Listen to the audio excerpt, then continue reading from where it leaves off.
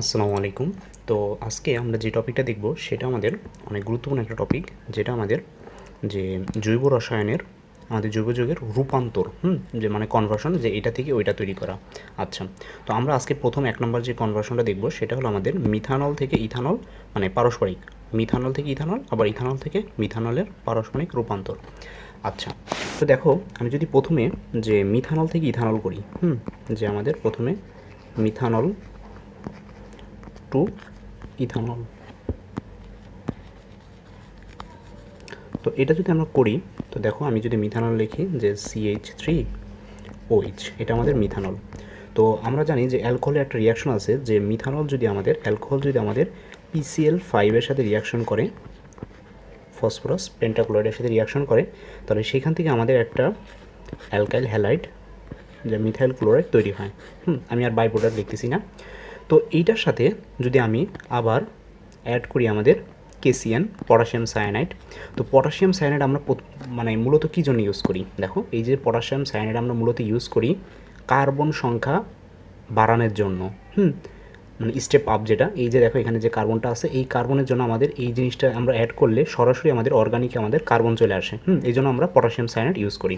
তো যদি আমি পটাশিয়াম সায়ানাইড ইউজ করি, তাহলে এখান থেকে কী হয়, যে CH3CN, দেখো আমাদের একটা এইখানে ছিল আমাদের একটা কার্বন, আর এখানে আমাদের দুইটা কার্বন হয়ে গেছে, মানে আমি কার্বন আপ করে ফেলছি। তো দেন আমি CH3CN এইটার সাথে যদি আমি ইউজ করি, যে আমি তো এটাকে যদি আমি বিজারণ করি লিথিয়াম অ্যালুমিনিয়াম হাইড্রেট দিয়ে। তো এখন যদি আমি বিজারণ করি, তাহলে আমরা জানি যে এইখান থেকে আমাদের তৈরি হয় একটা, এই যে CH3CH2 একটা অ্যামিন তৈরি হয়। 1 ডিগ্রি একটা অ্যামিন তৈরি হয়। তো এই যে 1 ডিগ্রি অ্যামিন তৈরি হয়েছে, তো এইটার সাথে যদি আমি অ্যাড করে দিই আমাদের নাইট্রাস অ্যাসিড NO2, যদি আমরা এটা অ্যাড করে দিই, তাহলে আমরা জানি যে সেইখান থেকে আমাদের তৈরি হয়, এটা হলো অ্যামিনের 1 ডিগ্রি বিক্রিয়া।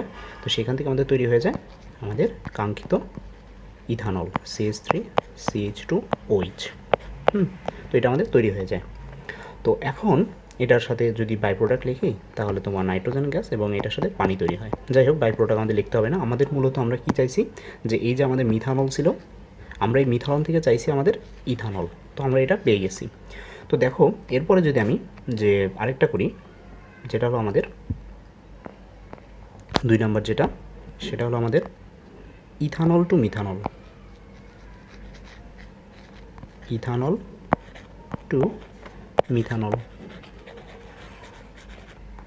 তো ইথানল থেকে মিথানল, মানে কার্বন একটা বেশি থেকে একটা কমে যদি যাইতে চাই, তাহলে কি করতে পারি আমরা? দেখো এই যে আমাদের ইথানল CH3CH2OH, এই যে আমার ইথানলের সাথে যদি আমি এটাকে যদি জারণ করি, অক্সিডেশন প্রসেসে যাই আমি, তাহলে আমাদের কি তৈরি হবে, যে K2Cr2O7 জারণ করি, তাহলে সেইখান থেকে আমাদের তৈরি হবে একটা অ্যাসিড, যেটা আমাদের ইথানোয়িক অ্যাসিড।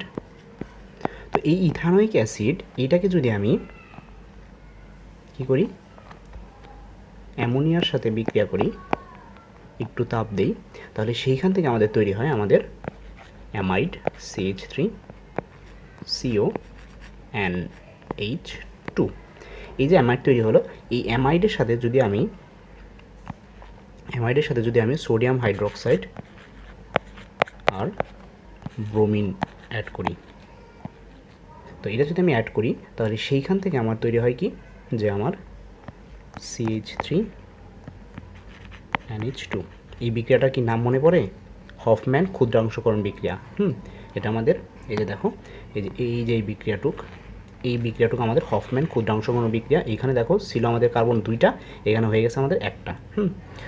তো এখন এটার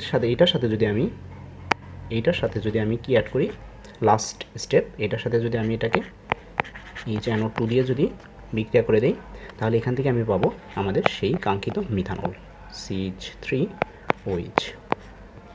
এই হলো আমাদের সেই মিথানল। কিসে থেকে পেয়েছি আমরা ইথানল থেকে মিথানল পাইছি। তো এইখান থেকে এইখানে যাওয়ার যে প্রসেসটা, সেটা কি আমাদের যে কার্বন কার্বন ডাউন। আর এইখানে আমাদের যে প্রসেসটা, এখান থেকে এখানে যে প্রসেসটা, সেটা হলো আমাদের কার্বন রাইজ বা কার্বন আপ। এটা আমাদের অনেক ক্ষেত্রে কাজে লাগে, যে তোমার রূপান্তর। তো দেখা যায় এটা পরীক্ষা অনেক সময় আসে, আর এটা এমনি বেসিকের জন্য অনেক ভালো। তো এই তো আজকে এই লেকচার ছিল।